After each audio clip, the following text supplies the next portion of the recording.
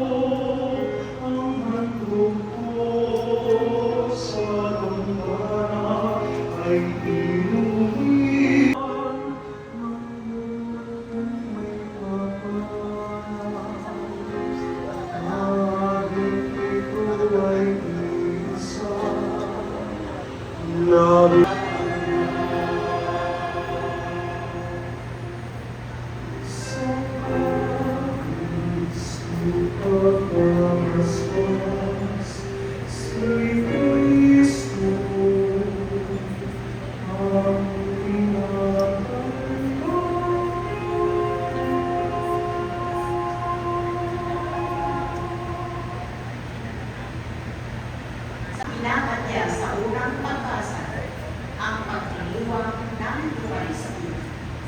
Ito ang pinakakatandang sanaysay tungkol sa Eucharistia sa banal na kasulatan.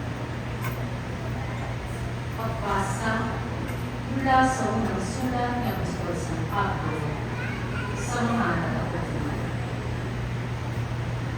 Mga kapatid, ito ang aral na tinanggap ko sa Panginoon at ibinibigay ko naman sa inyo.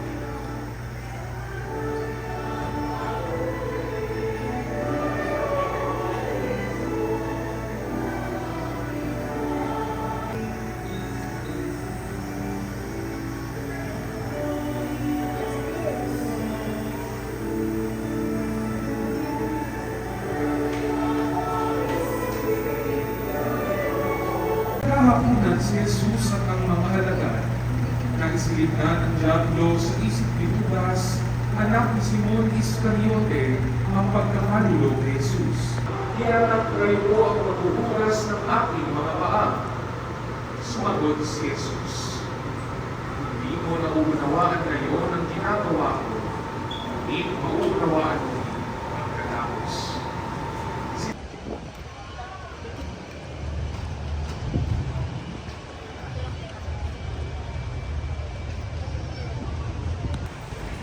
Ay ang ating banal na misa o ang ating banal na Eucharistia.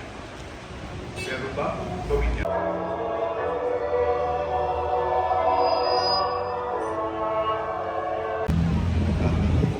sa